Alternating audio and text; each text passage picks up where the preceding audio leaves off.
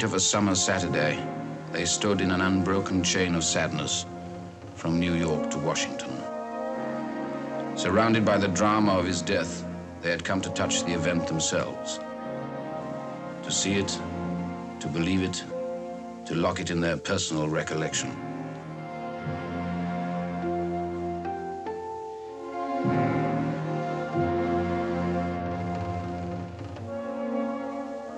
In the life of this exciting man, there had been some splendid excitements, and now it would return only in the memory.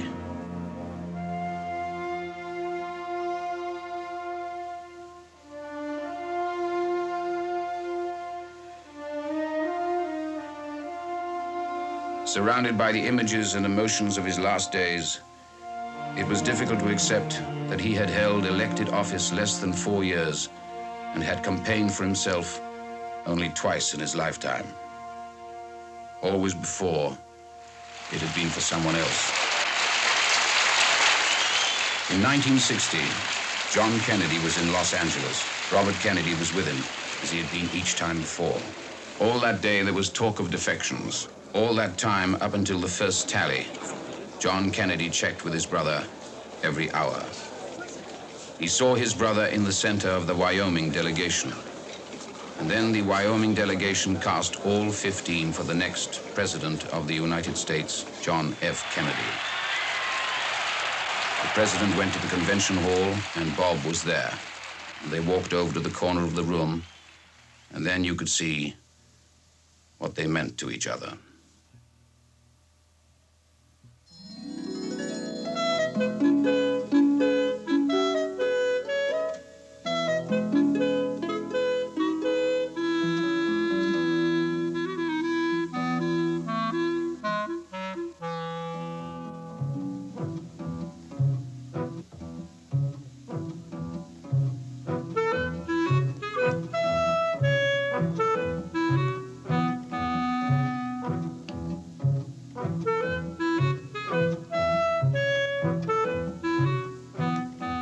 Long ago, he had submerged his own ambitions and his own causes in those of his brother. In 1957, he began his first public service at his brother's side. The hand of history saw that it would not be his last. Beneath the awesome shadows of his responsibility, the president would need him nearby. But how do you appoint your brother Attorney General? I will, said the president. Come out of my house very early in the morning. I will look one way and then the other. And then, if there is no one in sight, I will whisper, it's Bobby. That we should secure the best talent we could get for every position, regardless of party, regardless of any other factor. And I think that in every position, this test has been applied, and it's been applied in this case. To my satisfaction, I hope the satisfaction of the Senate and the people of this country.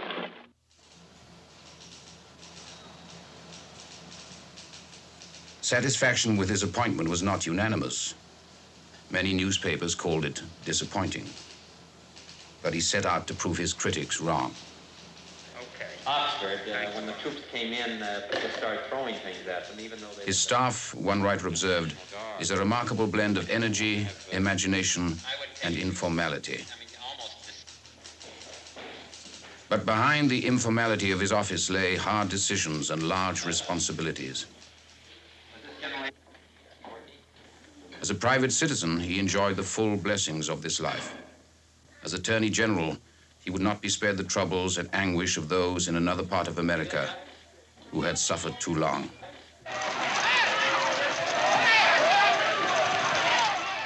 There are injustices, he said, and they are flagrant. I have the power to do something about them. I intend to do it. They staked their lives on his word and were not disappointed. I make another personal request on behalf of, I think, all of us, that we must be sure that we adhere absolutely to nonviolence. Yeah.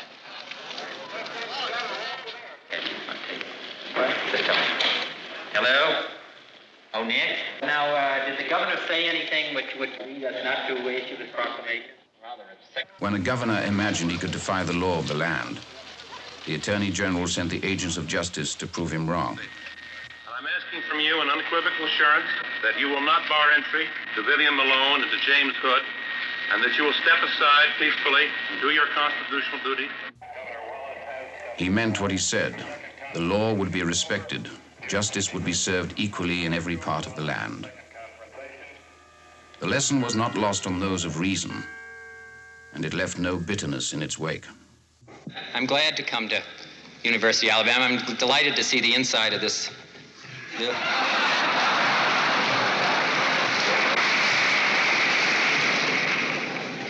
I didn't think it meant anything that they snuck me around the back way. They said somebody was waiting out in front there.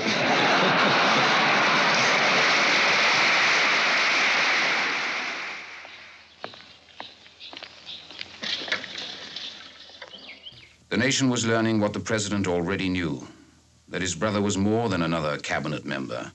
He was a trusted advisor whose views were sought in every problem.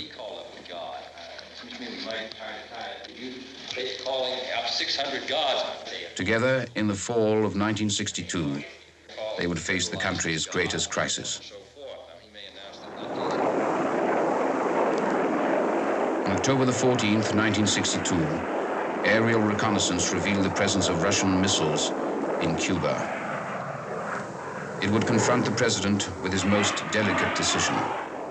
It was, he realized, the world's first nuclear crisis. That the precedent he set here must be the right one for history.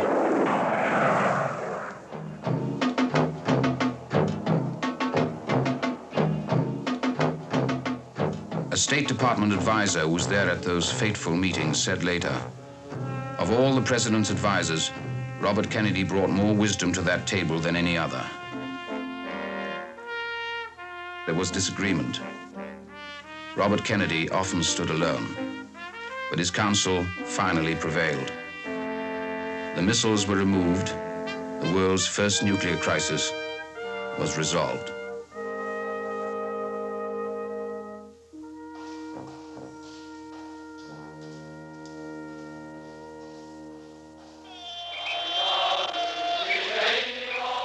In 1962, the president sent him on a world tour. In Japan, he acknowledged their welcome with his own special notion of their native tongue. I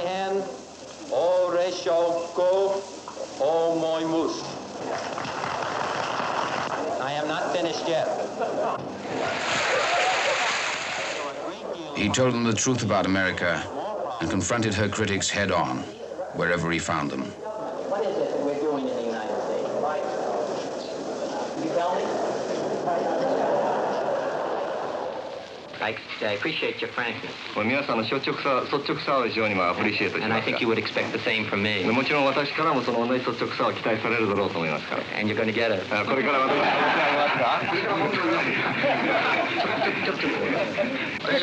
You're talking about the United States 100 years ago. 100年前のアメリカの話じゃないですよ。 Now, this is not what Marx was talking about 100 years ago. 100年前に言ってるような種類の国じゃないんで。 I mean, that's just gone, that's past こういう day. ようなことを口にしてるのこれはもう時代遅れだよ。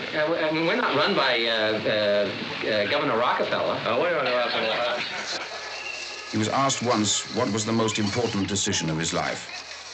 His answer, marrying Ethel. Mina, son. She was his secret weapon, and as game as he was in any situation. Mina, son. Omeni. Oh, dear. A special flair and charm disarmed the critics and won friends wherever they went. Her way with children was a natural gift and recognized no barriers of language or place. She shared fully in all he did, in the joys, the dreams, and the hazards of his life. She was at his side in South Africa. And in that divided land, at the university, he shared his view of the promise and dangers of our time. First is the danger of futility. The belief there is nothing one man or one woman can do against the enormous array of the world veils, against misery, against ignorance or injustice and violence, Few men are willing to brave the disapproval of their fellows, the censure of their colleagues, the wrath of their society. Moral courage is a rarer commodity than bravery in battle or great intelligence. So we part, I to my country, and you to remain. We are, if a man of 40 can claim the privilege, fellow members of the world's largest younger generation. I believe that in this generation, those with the courage to enter the conflict will find themselves with companions in every corner of the world. There is a Chinese curse which says, may he live in interesting times. Like it or not, we live in interesting times.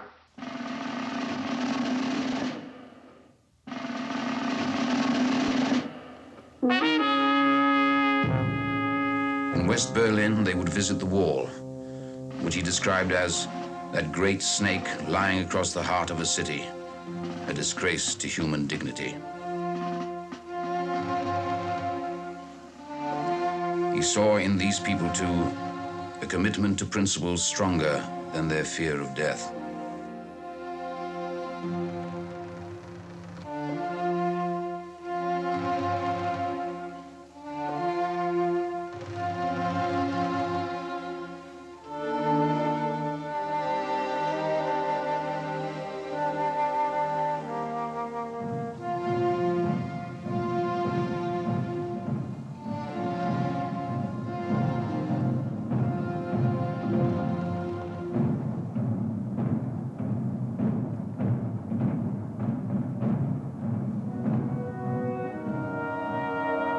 It was the beginning of a long journey through the regions of doubt and despair. The bullet had touched him as surely as it had touched his brother. It was a nearly complete withdrawal from life. He had always said little. He now said less.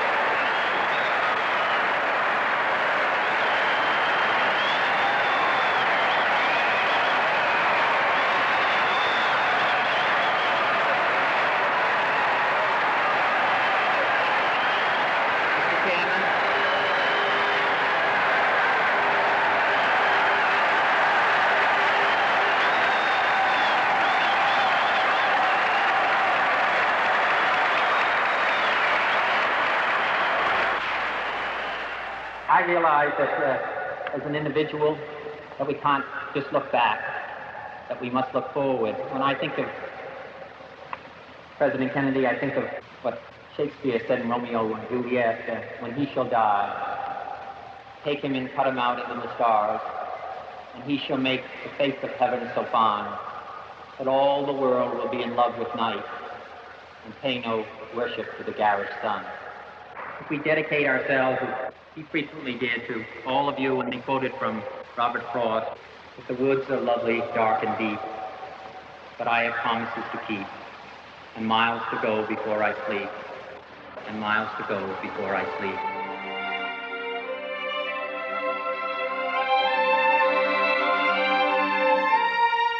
For reasons that were both personal and compelling, on March the 23rd, he challenged Mount Kennedy, then the highest unclimbed peak in North America.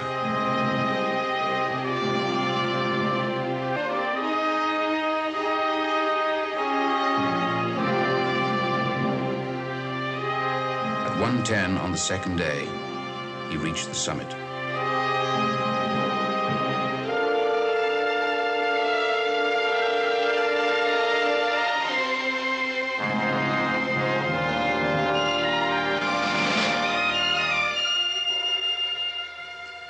And he would remember Aeschylus. When the height is won, then there is ease.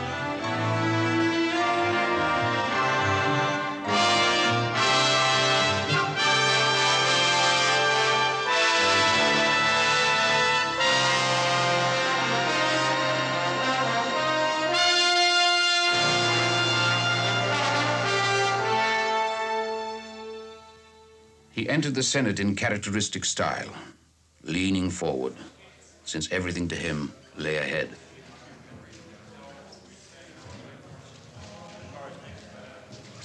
Although only 1 in 100 in this high place, he found satisfaction.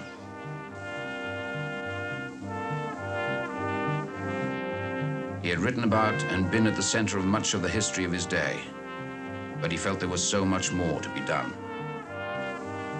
The money must come from federal revenues.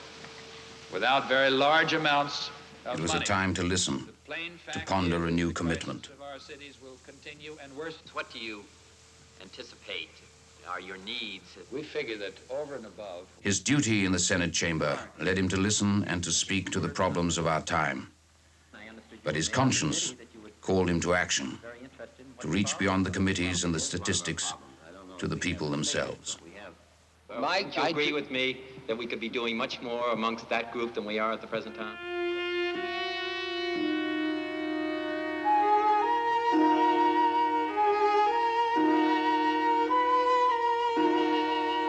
Towards the dispossessed and the powerless, he felt a special concern. And he brought to them a touch of hope and the feeling that someone truly cared about the direction of their lives.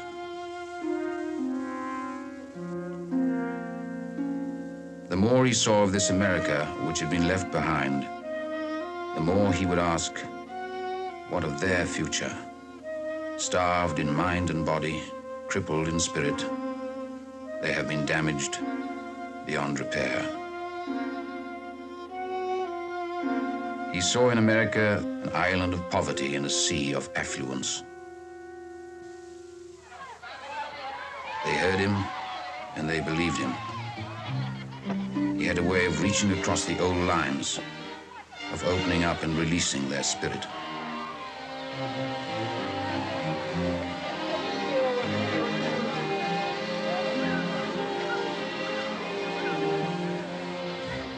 In the barriadas and favelas of South America, he evoked the same response as in the slums of his own country.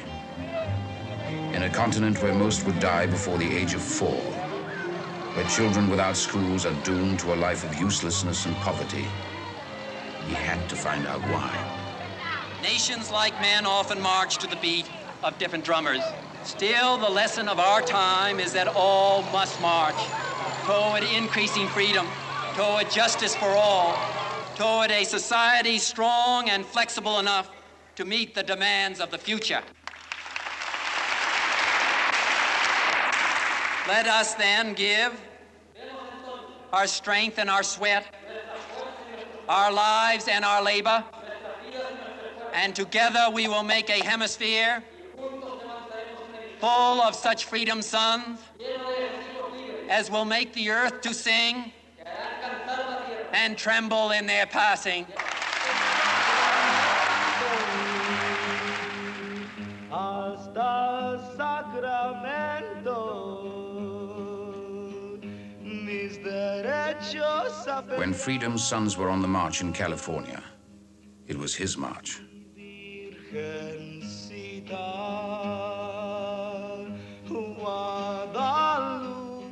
To the followers of Cesar Chavez, protesting the suffering of migrant workers, he said, when your children and grandchildren take their place in America, though you may be old and bent from many years of labor, no man will stand taller than when you say, I was there. I marched with Caesar.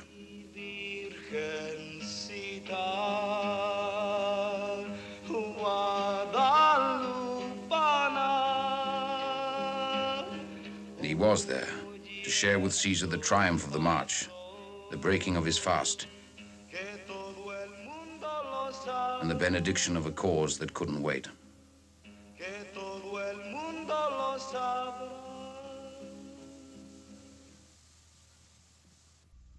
I think you have one time around, and I don't know what's going to be in existence in 6 months or a year and a half or 2 years. Or so I think that you have to feel that that there are all of these problems in which you are here on Earth to make some kind of contribution of some kind. So I think that I'm impatient, and I suppose I would hope everybody be impatient. And there was somebody wrote on the pyramids, time they were being constructed, the words, and no one was angry enough to speak out. I think people should be angry enough to speak out. I think there are injustices, and I think there are unfairnesses in my own country and around the world, and I think that if one feels it involved in it, that one should try to do something about it.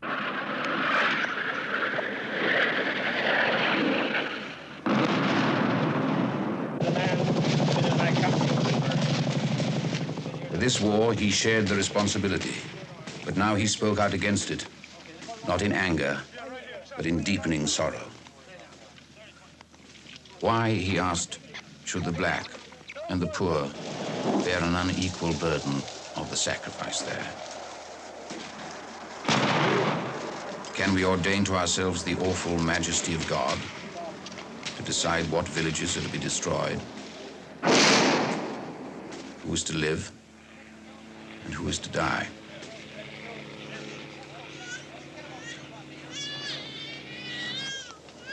Concerned that the hopes of a whole generation might be buried out here, he called, as he had before, for a re-evaluation of principles.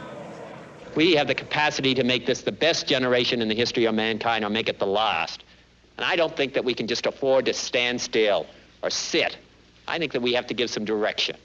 President Kennedy's favorite quote was really from Dante, that the hottest places in hell are reserved for those who in time of moral crisis preserve their neutrality. So if all of us, whether it's in the field of civil rights or housing, or whether it's in Vietnam or whatever it is, just hang back and say this is a problem of somebody else, then we're going to be in difficulty. Even if we look at this selfishly, we're going to be in difficulty. The whole system's going to be in difficulty. I think that for all of us, that we have an obligation. We have a responsibility. If we don't do it, then nobody's going to do it. And we have a special, not only responsibility, but a special opportunity to make a difference in the world and make a difference for this country.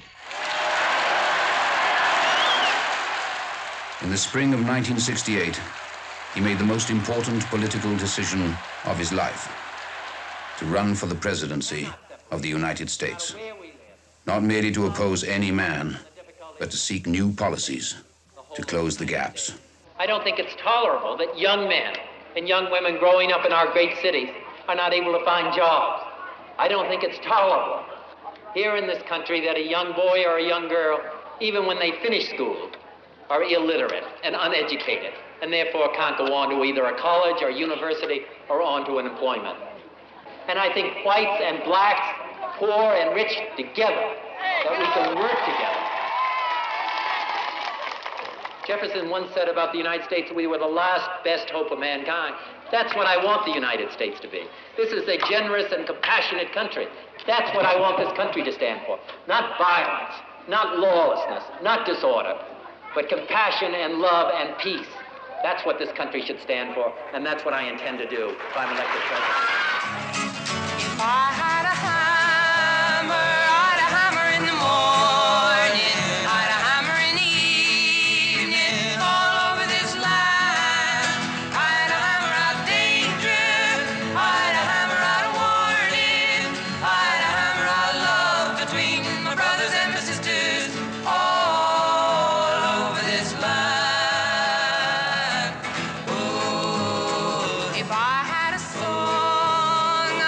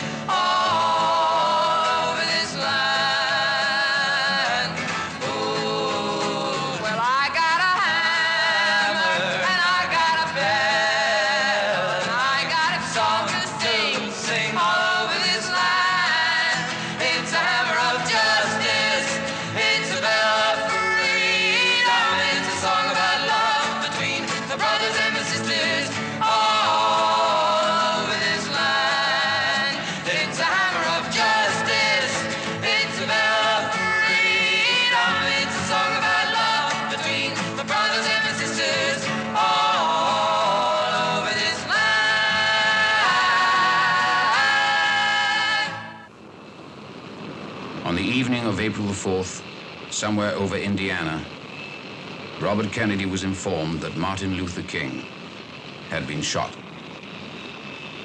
Again the bullet, again the agony.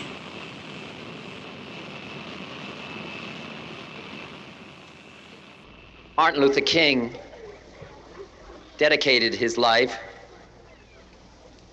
to love and to justice between fellow human beings.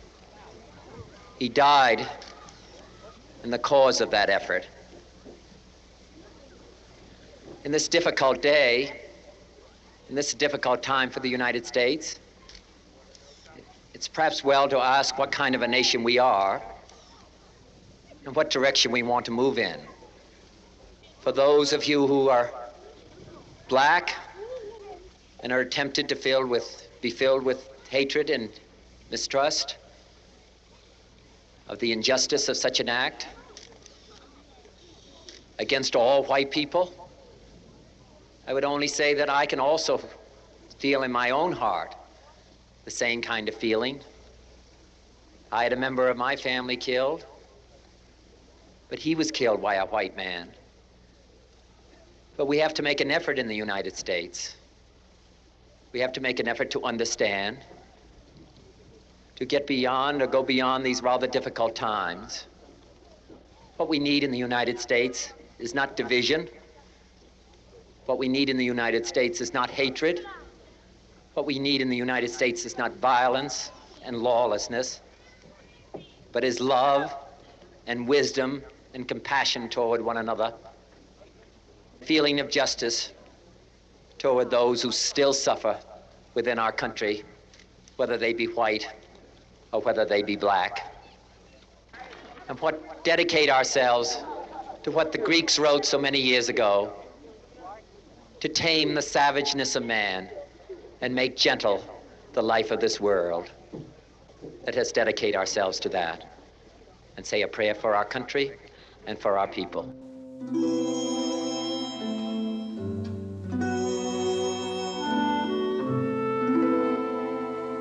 The prayer he asked for America would not be answered in his lifetime. Perhaps for his children, but not for him. My brother need not be idealized or enlarged in death beyond what he was in life. To be remembered simply as a good and decent man who saw wrong and tried to right it, saw suffering and tried to heal it, saw war and tried to stop it. Those of us who loved him pray that what he was to us, what he wished for others, will someday come to pass for all the world. As he said many times in many parts of this nation, to those he touched and who sought to touch him, some men see things as they are and say, why? I dream things that never were and say, why not?